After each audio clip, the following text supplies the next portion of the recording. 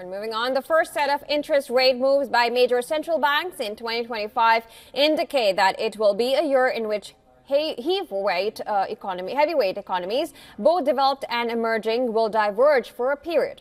2024 saw the biggest coordinated global interest rates cut since the financial crisis almost 15 years ago, as inflation was reined in. However, the current round in 2025 has begun with policymakers maneuvering through uncertain economic backdrop. Among the G20 central banks that regulate the most actively traded currency, 3 of the 4 that met last month, Sweden, the ECB, and Canada, persisted with their rate-cutting cycles. On the other hand, Japan, which seldom increases rates, hiked them for the second time in under a year. The U.S. Federal Reserve and Norway's Norges Bank stayed on the sidelines, and the Bank of England has cut rates this week.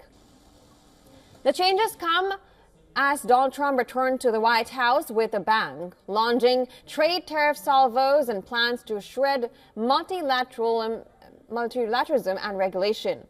The Bank of Canada explicitly cautioned about the risks to its economy, and the Federal Reserve chief indicated the U.S. Central Bank is in no rush to cut rates anytime soon.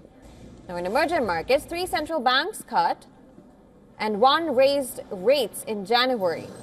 While South Africa and Indonesia chose to keep their rates unchanged, Turkey reduced them by 0.25%, bringing them down to an eye-watering 45%. Brazil has been struggling owing to concerns about its debt load.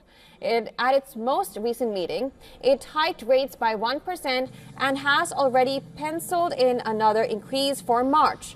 The Reserve Bank of India cut rates for the first time since May 2020, while China's central bank kept its powder dry as it waited for the tariff hit from Washington. Most major central banks in the developed market, barring Japan, are expected to continue with their bias for easing policy this year. However, if Trump's trade battle turns ugly and inflationary as expected, central banks in Europe, Canada and Australia are likely to be hit the hardest. Well, the real question is, should policymakers be wary of inflationary pressures as an expected fallout from the tariff wars, or should they focus on growth measures? Well, for now, central banks are grappling with uncertainty in the 2025's foggy economic landscape.